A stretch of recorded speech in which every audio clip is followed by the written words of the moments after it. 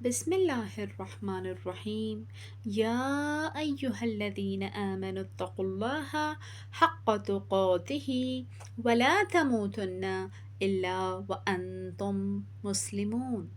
سورہ آل عمران آیت نمبر 102۔ خداوند کریم اپنی معجز نما کتاب، اپنی پاک و مطہر کتاب، اپنی وہ کتاب کہ جس میں کوئی شک و شبہ نہیں پایا جاتا، اپنی لا ریب کتاب میں گویا سخن ہوتا ہے کہ اے ایمان والو، اللہ کا تقوی اختیار کرو جیسا کہ اس کا تقوی اختیار کرنے کا حق ہے، اور جان نہ دینا مگر اس حال میں کہ تم مسلمان رہو۔ اللہ تعالیٰ اس آیت میں 4 چیزوں کی طرف رغبت دلاتا ہے۔ ایک ایمان، دوسرا تقوی، تیسرا موت اور چوتھا اسلام۔ تو خطاب ہو رہا ہے ایمان والوں سے۔ یہاں اللہ تعالیٰ غیر مسلمانوں سے بات ہی نہیں کر رہا ہے، پروردگار عالم مؤمنین سے مخاطب ہے اور فرماتا ہے اللہ کا تقوی اختیار کرو جس طرح سے اس کا تقوی اختیار کرنے کا حق ہے، اور جان نہ دینا یعنی اس وقت تک موت نہ آئے کہ تم مسلمان مرو۔ یعنی کیا ہم مسلمان نہیں ہیں؟ اللہ تعالیٰ فرماتا ہے تم یہ کوشش کرو کہ جب تم مرو تو مسلمان مرو، یعنی مسلمان رہنا الگ بات ہے اور مسلمان مرنا الگ بات ہے۔ پروردگار ہمیں یہاں یہ بتانا چاہتا ہے کہ تم زندگی ایسے گزارو کہ تم تقوی پروردگار اختیار کرو، اور جب تم مرو تو تمہاری موت خاتمہ بالاسلام والی موت ہو، خاتمہ بالخیر والی موت ہو، خاتمہ بالایمان والی موت ہو۔ تو اب یہ تقوی کیا ہے؟ آئیں جانتے ہیں ہمارے اور آپ کے پہلے امام مولا الموحدین یعصب الدین امیر المؤمنین علی بن ابی طالب علیہ السلام سے۔ مولا اپنی مجلس میں تشریف فرما ہیں، مولا خطاب کر رہے ہیں، درس دے رہے ہیں، آپ کے ارد گرد لوگ جمع ہیں۔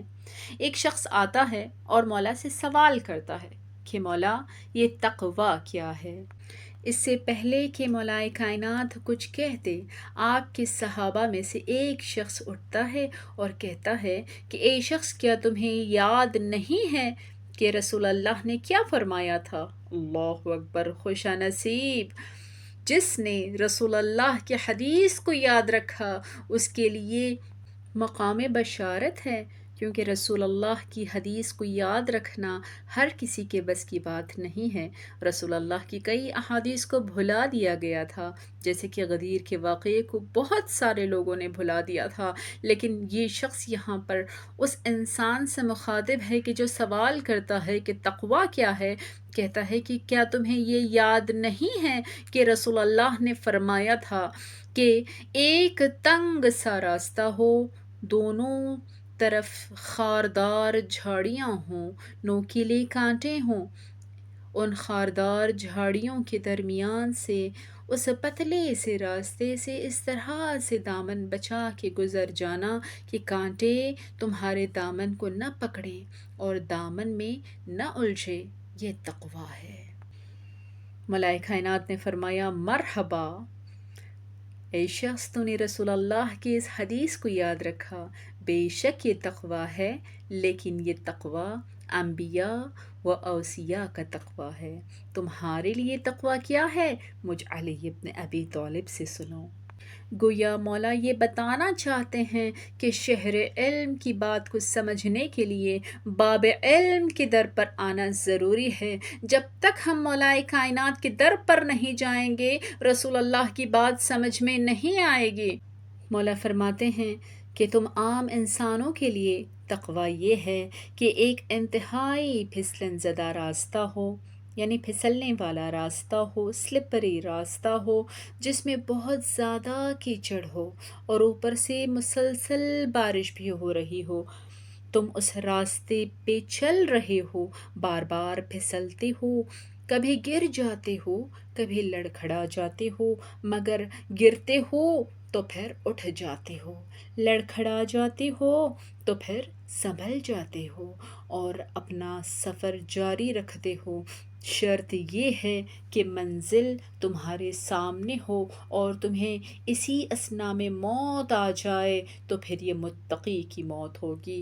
بس شرط یہ ہے کہ جو منزل تمہارے سامنے ہو وہ منزل حق ہو۔ میں پوچھوں مولا جان، ہمیں آپ کی بات کی سمجھ نہیں آئی؟ مولا، ہماری چھوٹی سی عقلوں میں آپ کی بات نہیں آئی۔ عجب نہیں، میرے مولا آواز دیں اور کہیں کہ اگر تم گرتے ہو تو اٹھ جاؤ، لڑکھڑاتے ہو تو سنبھل جاؤ، یعنی جب تم گناہ کرتے ہو تو گناہ ترک کرنے کی کوشش کرو، گناہ ترک نہیں ہوتے پھر سے کوشش کرو، یہاں تک کہ تم گناہوں کی توبہ کر لو اور نیک کام کرنا شروع کر دو۔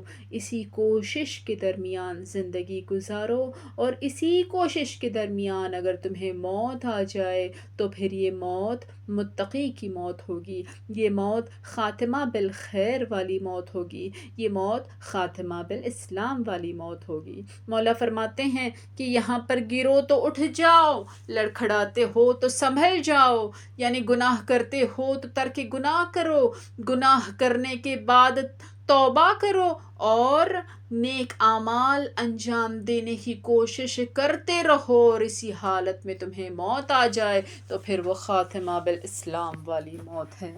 وآخر دعوانا ان الحمد للہ رب العالمین۔ ربنا تقبل منا انك انت السمیع العلیم۔